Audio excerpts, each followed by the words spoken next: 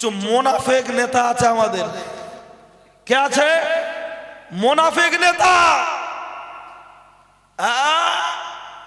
বলে গুলুগুলি করার দরকার নেই, আমি আছি। অনেকে টুপিওয়ালা দাড়িওয়ালা হওয়ার কথা ছিল ইমাম, ও হয়েছে এখন মুক্তাদি। আছে না নাই? হওয়ার কথা ছিল ইমাম, ওকে দেখে সবাই ইক্তেদা করবে। ও গাড়ির আশায় আর লোভের পদের আশায় হয়ে গেছে এখন মুক্তাদি। সেখানে গিয়ে গোলামতি করতে ব্যস্ত। ওয়াকফ নিয়ে কথা নেই, আপনার কোন জায়গায় কোনো বিষয় কথা নেই। ছোট জগন্নাথ সেজে জাতির নেতা সাজতে চাইছে না। হে উপস্থিত জনমণ্ডলী, মনে রাখুন, মনে রাখুন, আমাদের কিচ্ছু দরকার নেই। আমরা এতটুকু বলতে চাই, বাচ্চা নিবি নিয়ে নে, জমি নিবি নিয়ে নে, জীবন নিবি নিয়ে নে। আমাদের শখের মসজিদ, আল্লাহর ঘর মসজিদ, নবীর ঘর মাদ্রাসা, একটা ইটে যদি স্পর্শ করতে আসে আমরা জীবন দিতে প্রস্তুত আছি না নাই? নীল নকশা চলছে, দাগ নাম্বার খতিয়ান নাম্বার 1, ভালো করে দেখ।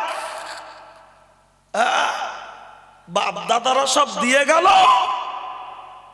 আর এখন সব খতিয়ান নাম্বার দাগ নাম্বার উড়ে যাচ্ছে, ঠিক না বোন? আর আমরা মজা দেখছি। কবে জাগবেন? চলুন, যা বলছি বোঝা যাচ্ছে তো? ও যা যাচ্ছে সেখান থেকে চচ্চর করছে। নিজের বাপের যদি কেউ বেজম্মা বলে ওর রাগ হয় না, ওর বসের যেন কেউ বেজম্মা না বলে। হ্যাঁ, মসজিদ ভেঙে যায় যাক, কবরস্থান চলে যায় যাক, অসুবিধা নেই, কিন্তু ওর বসের যেন কেউ কিছু না বলে। বলছে পুরো কুচে দেবো এলাকা, সমান করে দেবো, তো জানাজা পড়বে কেন? চলুন, এসব বললে নিজেকে ঠিক রাখতে পারি না যখন মনে হয়। কারণ আমরা সারা জায়গায় ঘুরছি, যেটা আমরা বুঝছি দেখছি সেটা সকলে বুঝতে পারে না।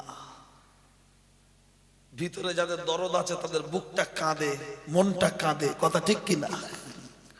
শুধু মাওলানা মুফতি সাহেব নয়, এমন অনেক সাধারণ মানুষ আছে যারা বিষয়টা বুঝছে, তাদের ভিতরটা কুরে কুরে খাচ্ছে। তবে মনে রাখবেন, গাছ আর কুড়ুল দুজনে ঝগড়া করছে। কুড়ুল বলছে কেটে ফেলবো, গাছ বলছে চুপ কর, থব না নাড়বি না, তোর ক্ষমতায় নেই।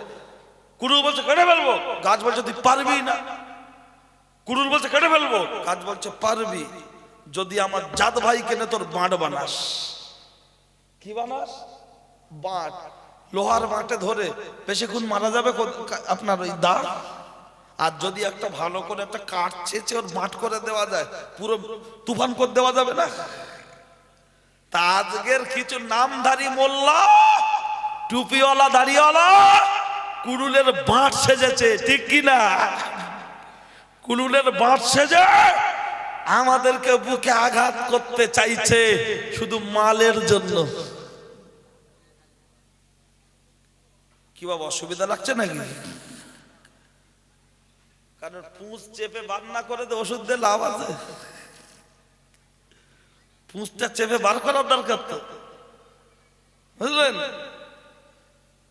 চলুন, আগুন জ্বলছে মনে, কাকে বলবো, কোথায় বলবো? বাড়ির বোর কাছে কে বলবো? এই মা বোনেরা কথা বলুন। আমি আজকে তো মেয়েদের কথা বলিনি, এত কথা বলার কি আছে? অন্য অন্য কথা বলতে বলতে কি আর বলবো না, শেষ করে দেবো? শুনবেন? চলে, এই যে কথা যে বলতে গেলে মিছিল হয়েছে, কোরআন হাদিসে নেই এমন কোনো কথা নেই। এই যে নেতা মন্ত্রীদের গাড়ির সামনে যে ভিআইপি সিগন্যালটা জ্বলে, পি পা টোটা টোটা টোটা টোটা, সরে যাও, কে আসছে? এলেমেলে আসছে,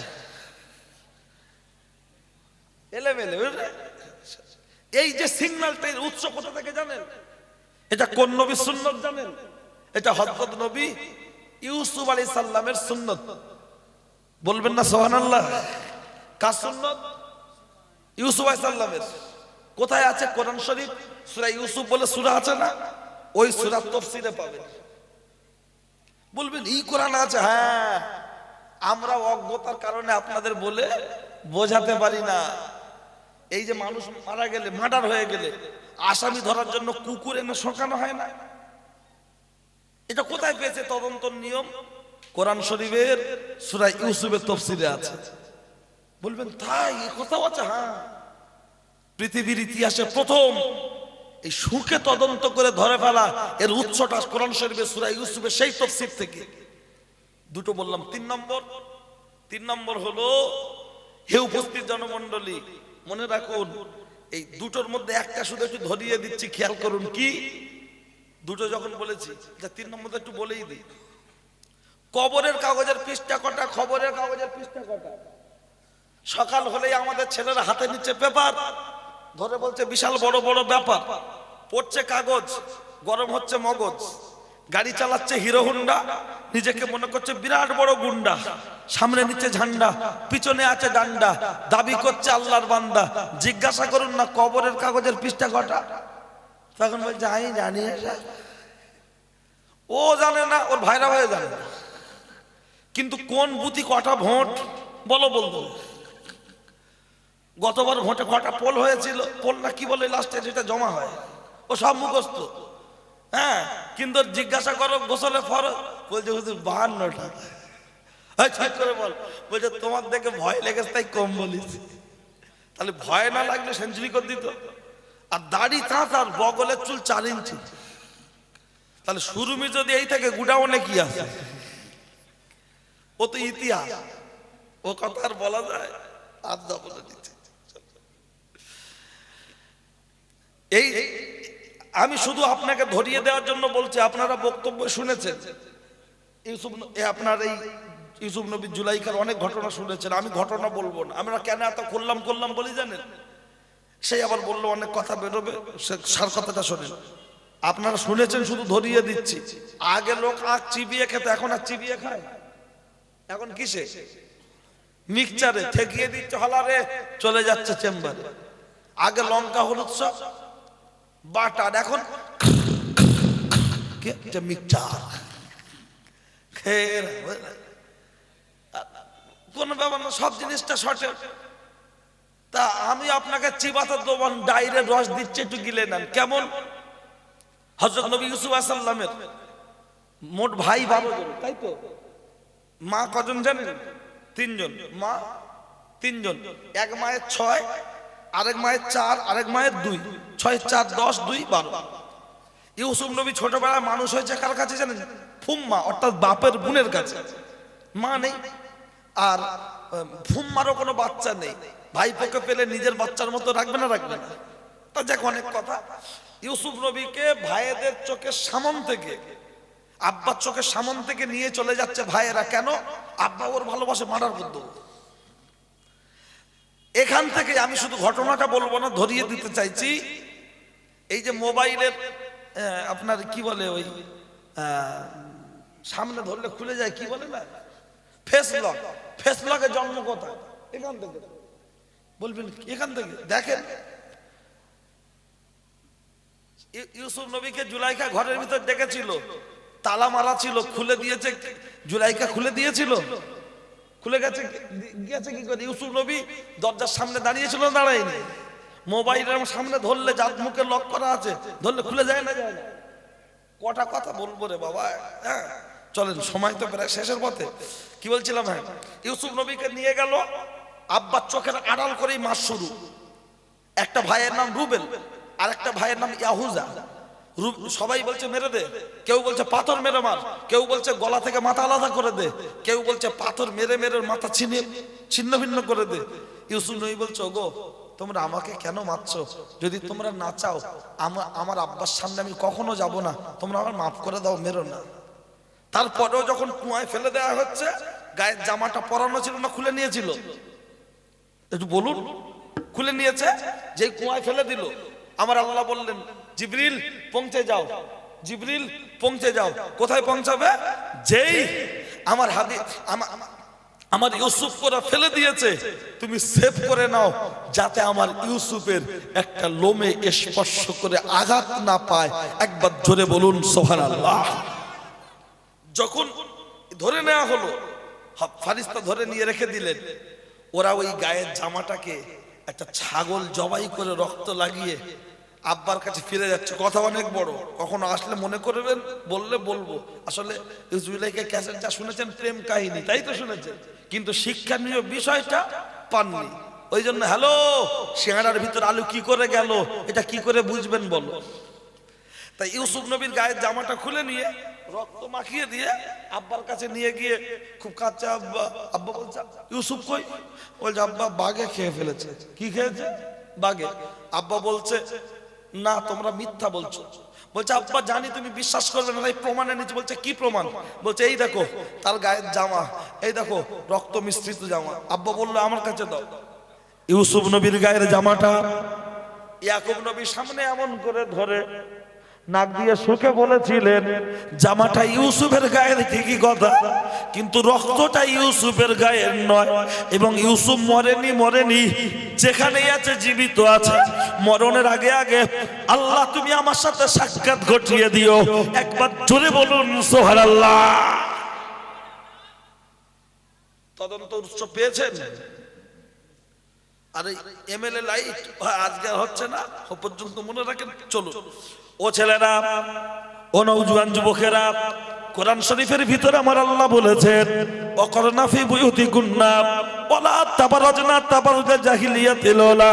ও নারী জাতেরা, তোমরা কোলার খোলা ছাড়িয়ে অর্ধ উলঙ্গ হয়ে বর্বরতা যুগে নারীদের মতো ঘুরবে না। তোমরা ঘরটাকে মাথায় করে নিয়ে যাবে। বলবে কেমন পয়াকার গল হুজুর, এমনি টোটোই জায়গা হয় না। আবার বলছে ঘর মাথায় করে নিয়ে যাও। আগে রাস্তায় চলতো অটো, এখন তালান্ডার ভিতরে চলছে টোটো। যদিও গাড়িগুলো দেখতে বড় ছোট, রাস্তায় চলছে বেশি। বউরা চেপে হচ্ছে খুশি, ভিতরে বসে বলছে জেলে দাও আলো। আমাদের পাড়ার লোক যেন মুখ দেখে বলে ভালো। ও কথাটা একটু দিতে হবে বলো, লক্ষ্য করলে দেখতে পাওয়া যায়। ও ছেলেরা, ও নওজোয়ান যুবকেরা, শুনে রেখে দেন, জেনে রেখে দেন। বলবে এমনি টোটোই জায়গা হয় না, এমনি টোটোই জায়গা হয় না। আবার বলছে ঘর মাথায় করে নিয়ে যেতে। এ কেমন পাগলা হুজুর, এ কি করে হতে পারে? ও মা বোনেরা, একটা মেয়ে মাথা আঁচড়ালে চিরুনির ফাঁকে ফাঁকে যে চুলগুলো জমা হয়, এগুলো বিক্রি হচ্ছে কি হচ্ছে না? পরনে ছেঁড়া সুতির শাড়িটা বিক্রি হচ্ছে কি হচ্ছে না? পাড়ায় ফেরিওয়ালা সে বলছে শাড়ি দাও গামলি লাও, শাড়ি দাও গামলি লাও। ভাবি শাড়ি দিচ্ছে, তার বিনিময়ে ফাইবারের গামলা নিচ্ছে না। একটা মেয়ের মাথার চুল বিক্রি হলো, পরনে ছেঁড়া শাড়ি বিক্রি হলো, পায়ের ছেঁড়া জুতো বিক্রি হচ্ছে। পাড়ায় এসে বলছে কটকটি লো, মদল লো, সোনপাপড়ি লো, খাবার লো। বলুন পিতামাতা সরকার, ভেবে দেখা দরকার। একটা মেয়ের মাথার চুল যদি বিক্রি হয়, পরনে ছেঁড়া যদি শাড়ি বিক্রি হয়, পায়ের যদি ছেঁড়া জুতো বিক্রি হয়, আপনার মেয়ে আমার বোন হাসিনা, তার কেন কেউ ফ্রিতে বে করে না? বললেই বলছে বাবা যুগ জামানা খারাপ, বলছে না বলেন? কিন্তু কে বললো যুগ জামানা খারাপ? না না না না না, যুগ জামানা খারাপ নয়। কথা আর বাড়াবো না। হ্যাঁ না, মহাশয় আসছে, তার মুখ থেকে আপনারা শুনবেন। আমি এই পর্যন্ত সমাপ্তি করছি। কথা বাড়ালে বাড়বে, আর কিভাবে সময় পার হয়ে গেছে আমিও বুঝতে পারি বলতে বলতে। তা যাক, আর কখনো আসলে মনে করিয়ে দেবেন। আমি এই পর্যন্ত সমাপ্তি ঘোষণা করছি। মাদ্রাসার দিকে খেয়াল রাখবেন। আপনাদের গ্রামের মাদ্রাসা, এলাকার মাদ্রাসা, এটা কিভাবে আরেকটু উন্নত করা যায়, এলাকার বাচ্চা কাচ্চা কিভাবে আপনার